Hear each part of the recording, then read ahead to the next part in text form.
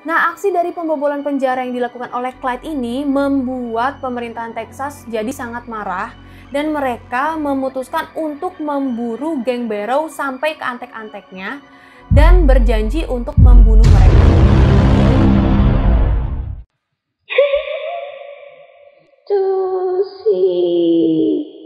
Welcome back guys to Tusi Story.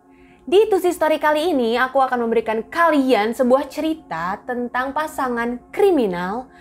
Pasangan kriminal ini cukup terkenal dan mungkin sebagian dari kalian udah tahu siapa sih pasangan kriminal ini. Nah, Bonnie and Clyde ini adalah pasangan kriminal yang terkenal di Amerika. Dan cerita dari Bonnie and Clyde ini memang sangat terkenal dan banyak dijadikan film tentang kriminal gitu di Amerika. Jadi mungkin dari kalian udah ada yang tahu cerita dari Bonnie and Clyde ini. Tapi untuk kalian yang belum tahu cerita tentang Bonnie and Clyde ini, jangan sedih. Karena hari ini aku akan menceritakan tentang aksi kriminalitas mereka dan apa aja yang mereka lakukan sehingga aksi mereka ini sampai terkenal. Oke, daripada kalian penasaran, mendingan kita langsung aja mulai. Tapi tunggu dulu. Untuk kalian yang baru pertama kali mampir di channel aku dan baru pertama kali nonton video aku, jangan lupa klik tombol subscribe dan juga aktifkan notifikasi kalian biar kalau misalkan aku upload video baru, kalian tahu dan langsung nonton videonya. And now, let the story begin. Nah, seperti yang telah aku jelaskan secara singkat di depan, kalau Bonnie and Clyde ini merupakan pasangan kriminal Amerika yang melakukan aksinya dengan cara bepergian.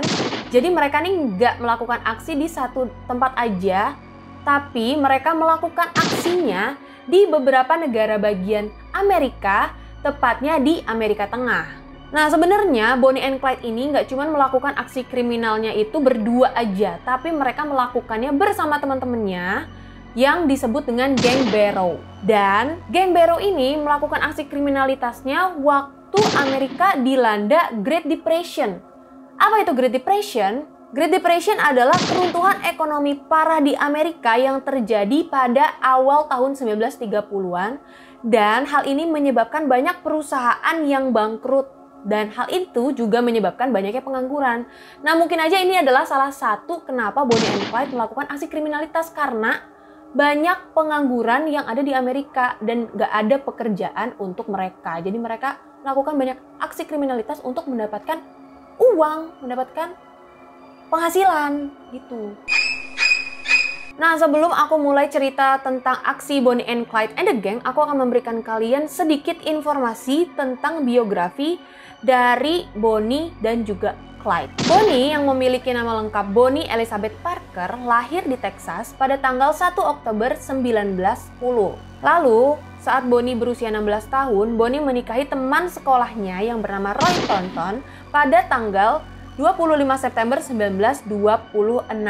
Namun, pernikahan mereka ini hanya bertahan 2 tahun, tapi mereka itu bukan pisah karena mereka bercerai, namun karena suaminya dari Bonnie, yaitu Roy Thornton, melakukan sebuah tindakan kriminal, yaitu pembunuhan, dan menyebabkan ia mendapatkan hukuman penjara.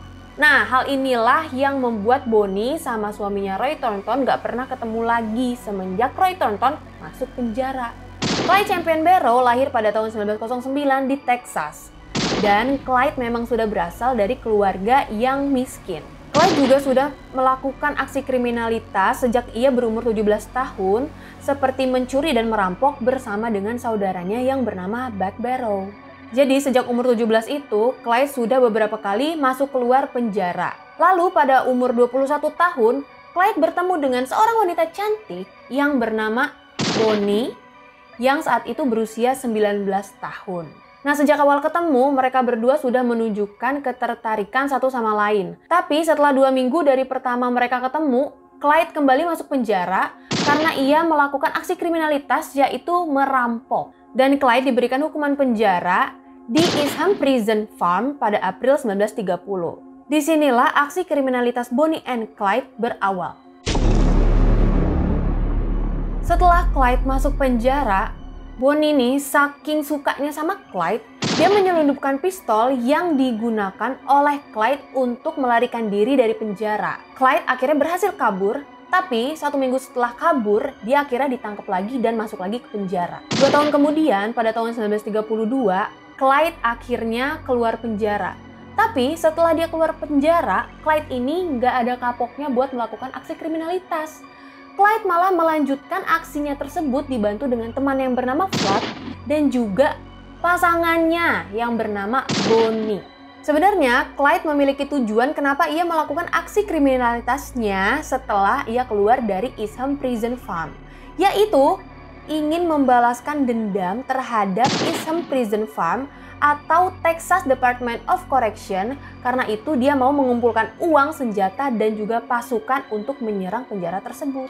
Tapi sebenarnya aku kurang tahu alasan apa yang membuat Clyde ingin membalaskan dendamnya terhadap Eastham Prison Farm. Jadi kalau misalkan kalian tahu alasannya apa, boleh langsung aja komen di bawah ini biar aku juga tahu, oke? Pada tanggal 19 April 1932, Bonnie and Flood berhasil ditangkap polisi karena mereka gagal melakukan perampokan sebuah toko yang berada di Kaufman, Texas. Dan mereka berdua diberikan hukuman penjara beberapa bulan. Nah, setelah bebas, Bonnie kembali bersama Clyde, tapi Flood memutuskan untuk hengkang dari geng tersebut. Setelah kepergian Flood, posisi Flood ini digantikan dengan teman kecil dari Clyde yang bernama William Daniel Jones atau biasa dipanggil Jones. Jones bergabung di dalam gengnya Bonnie and Clyde di malam Natal tahun 1932. Keesokan harinya, mereka melakukan aksi pencurian mobil dan membunuh pemilik dari mobil tersebut, yaitu seorang pria yang bernama Doyle Johnson. Nah, pada awal tahun 1933, Clyde membunuh seorang deputi polisi yang bernama Malcolm Davis waktu Bonnie, Clyde, dan Jones masuk ke jebakan polisi.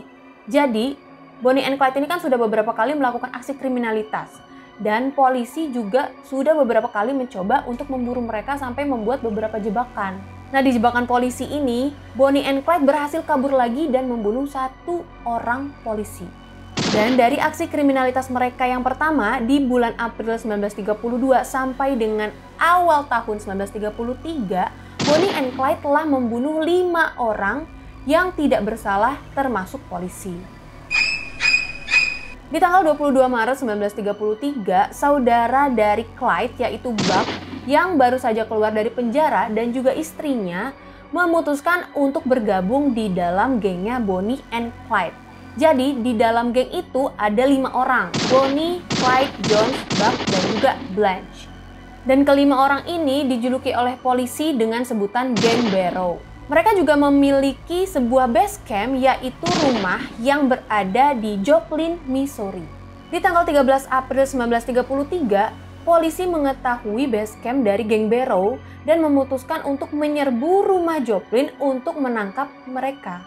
Tapi sayangnya, mereka berhasil kabur dan salah satu dari mereka menembak mati seorang detektif yang bernama Harry L. McGinnis.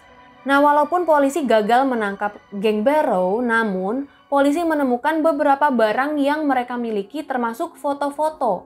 Jadi, Geng Barrow ini suka banget yang namanya foto-foto. Apalagi yang namanya Bonnie. Bonnie ini agak narsis karena foto-foto yang ditemukan sama polisi banyak banget fotonya Bonnie. Dan setelah polisi menemukan foto-foto tersebut, disebarkanlah ke media. Polisi menyebarkan foto ini ke media tujuannya adalah agar orang-orang itu takut dan aware. Tapi orang-orang ini bukannya takut dan aware, malah banyak dari mereka yang ngefans berat sama Bonnie and Clyde. Kenapa mereka memiliki banyak fans? Karena orang-orang tersebut menganggap kalau Bonnie and Clyde ini seperti Robin Hood.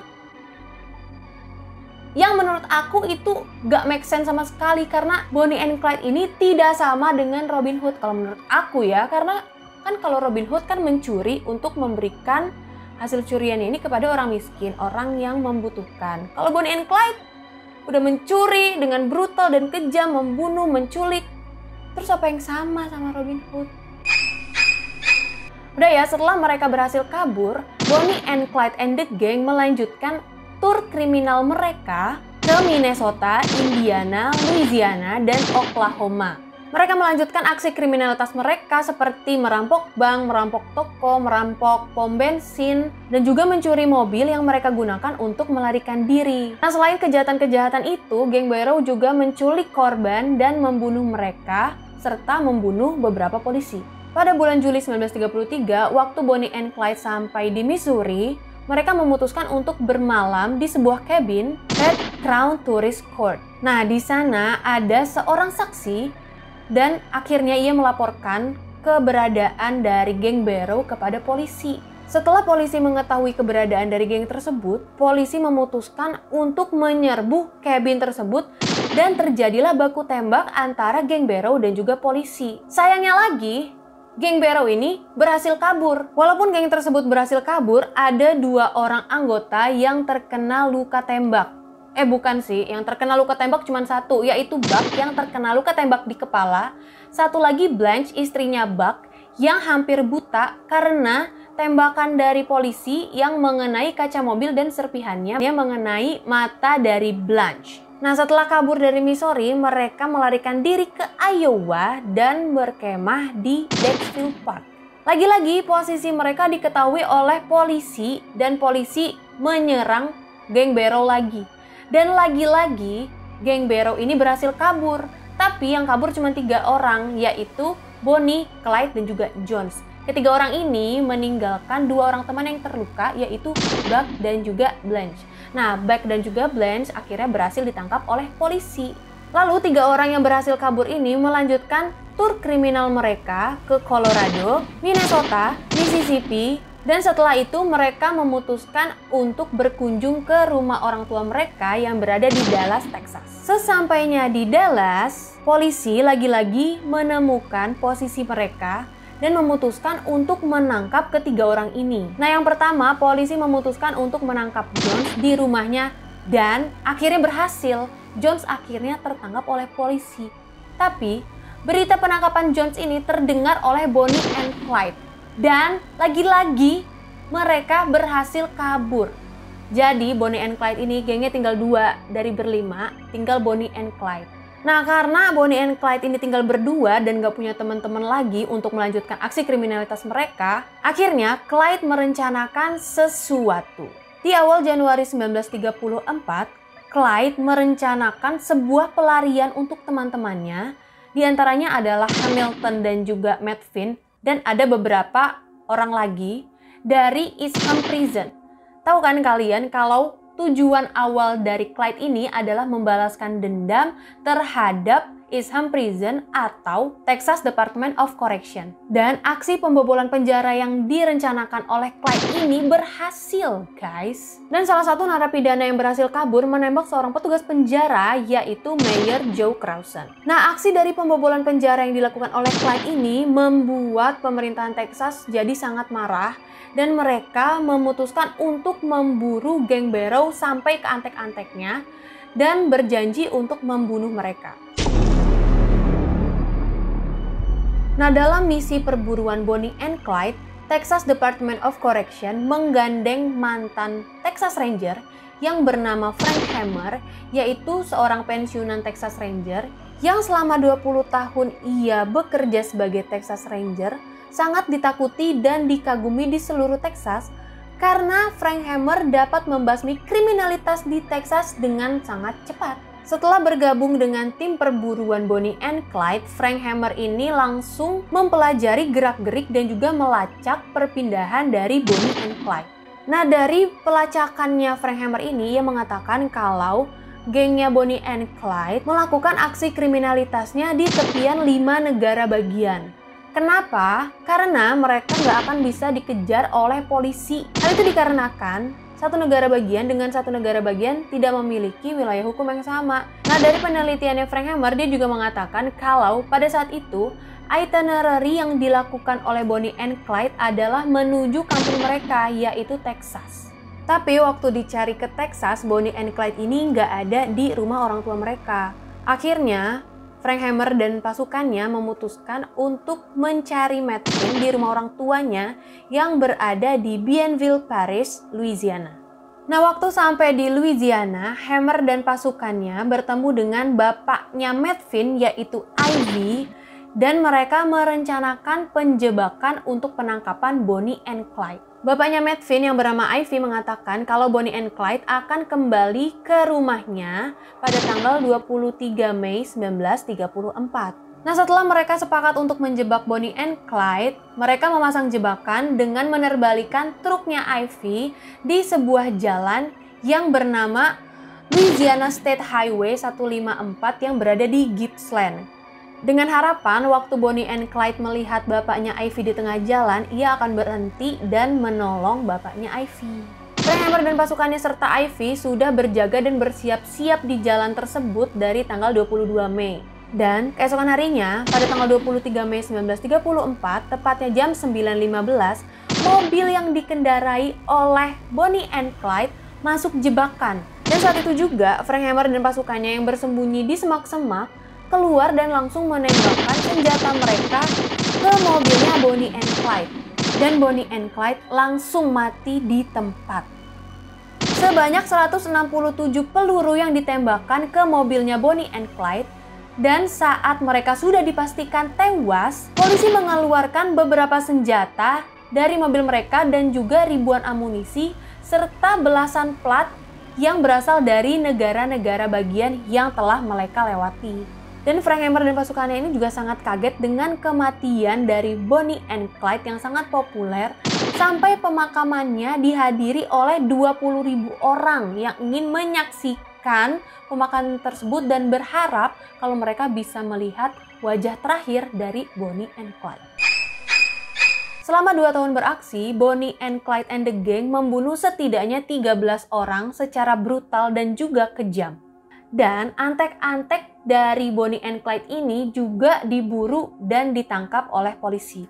Nah, kalau kalian mau melihat mobil Ford yang dikendarai oleh Bonnie and Clyde dan penuh peluru, langsung aja kalian datang ke Whiskey Pit Casino yang ada di Nevada.